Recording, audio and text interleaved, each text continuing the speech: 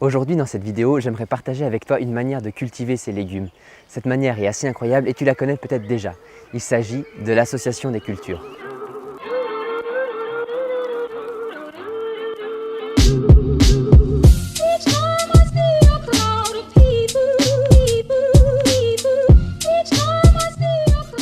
Dans cette vidéo, j'ai beaucoup de plaisir à partager avec toi les manières que j'utilise au jardin. Mais avant de continuer, je tenais à insister sur le fait que j'expérimente plein de choses au jardin et que toutes ces choses-là sont différentes et c'est pour trouver en fait des manières qui me sont justes et qui me correspondent.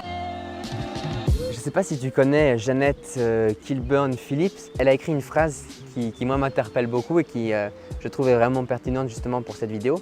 Elle dit « Il n'y a pas d'erreur de jardinage, il n'y a que des expériences ». Et je pense que c'est vraiment important, c'est-à-dire qu'on a le droit de se tromper, on a le droit d'essayer de nouvelles manières de faire ou autre et c'est important qu'on fasse nos expériences. Mais maintenant, promis, on revient sur le sujet de la vidéo qui est l'association des cultures. C'est parti! Donc l'association des cultures, qu'est-ce que c'est? En fait, on s'aperçoit que dans la nature, il y a des plantes qui collaborent entre elles. Je ne sais pas si tu as lu le livre « La vie secrète des arbres ». En fait, dans ces ouvrages-là, on s'aperçoit que les plantes vivent en symbiose et qu'il y a des symbioses qui sont tellement fortes que les plantes finalement s'entraident. Et l'idée justement d'associer les cultures, c'est de pouvoir utiliser ces forces qui sont présentes, c'est-à-dire cette solidarité qui existe déjà entre les plantes pour qu'on puisse développer une biodiversité et un écosystème qui puisse finalement s'autogérer et qu'on n'ait pas besoin d'intervenir de l'extérieur avec justement ces produits phytosanitaires. Finalement, l'association des cultures, le fait de cultiver des plantes ensemble, est quelque chose qui existe depuis assez longtemps.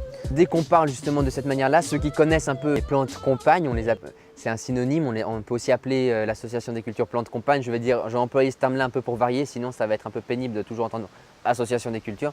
Donc ces plantes compagnes justement, c'est des manières de faire qui existent depuis assez longtemps et les personnes qui connaissent cette possibilité, cette méthode, savent sans doute, connaissent peut-être la fameuse manière de faire qu'on appelle les trois sœurs. En fait, c'est une méthode qui est originaire d'Amérique latine et donc là-bas, ce qu'ils faisaient, c'est qu'ils cultivaient du maïs. Sur les maïs, ils faisaient grimper des haricots et entre les rangs de maïs, ils faisaient courir justement des potirons. Là encore, c'est une méthode qui fonctionne super bien dans ces régions et ça peut ne pas fonctionner chez nous. Et c'est pour ça que c'est important de regarder et d'observer. En ce qui concerne l'association des cultures qu'on peut faire chez nous, il y a des super livres qui ont été écrits à ce sujet. Je mets tous les liens en description. Donc si tu as envie d'approfondir cette méthode-là, évidemment, je t'invite à lire des livres dessus.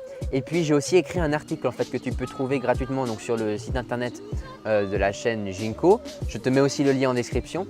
Et là justement, j'entre un peu plus dans le détail sur l'association des cultures. Et ce qui est vraiment formidable en fait avec cette manière de faire, c'est que ça s'applique pour tout le monde. C'est-à-dire aujourd'hui, il y a des recherches scientifiques qui sont menées à ce sujet-là pour les agriculteurs, donc avec les céréales et les légumineuses. C'est une étude qui a été menée par l'INRA. Je mets aussi le lien en description si tu veux la lire. On peut aussi associer les cultures justement dans notre potager ou sur notre balcon, sur notre terrasse. C'est des choses qui sont faisables. Les résultats ne sont pas toujours les mêmes en fonction du lieu dans lequel on fait, du contexte dans lequel on fait, mais il y a forcément un impact.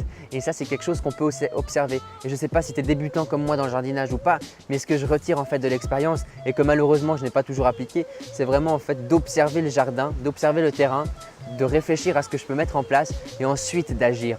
Appliquer ces trois principes qui sont assez simples est quelque chose qui te fait gagner en fait énormément de temps sur la durée. Donc par exemple pour l'association des cultures, je vais prendre quand même un exemple de ce que je fais ici au jardin. On sait par exemple que les tomates sont souvent attaquées par un champignon, le mildiou ou l'oïdium et ce champignon là en fait fait pourrir le pied de tomate.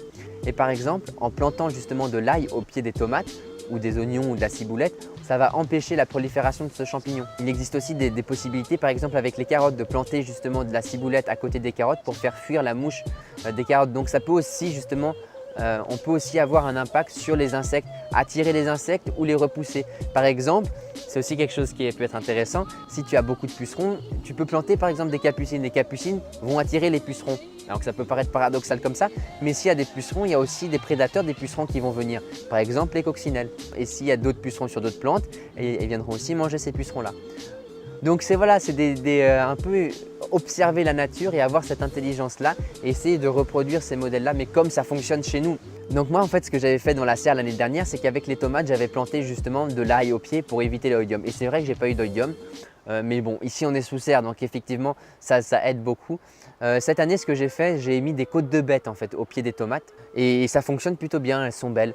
Et par exemple, derrière moi ici, j'ai associé justement des haricots avec des radis, des courgettes, des côtes de bête encore pour voir ce que ça va donner. Et si ça fonctionne bien, l'année prochaine je ferai la même chose ou sinon je changerai. Et le dernier point sur lequel je souhaiterais insister justement avec l'association des cultures, c'est qu'il faut faire attention à ne pas pousser en fait cela trop loin. Une plante, comme un être humain, elle a besoin d'espace pour vivre, elle a besoin de nutriments, d'eau. Après, c'est à nous de choisir de la manière dont on veut que cela soit apporté.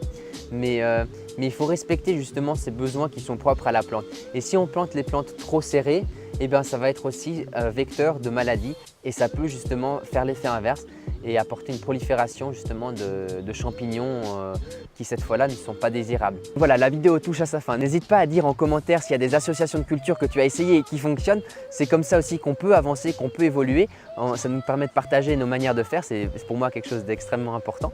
Si tu as aimé la vidéo, je t'invite à laisser un pouce bleu, à la partager et bien sûr abonne-toi pour être averti de la sortie des prochaines vidéos. D'ici là, porte-toi bien et bon potager. À très vite.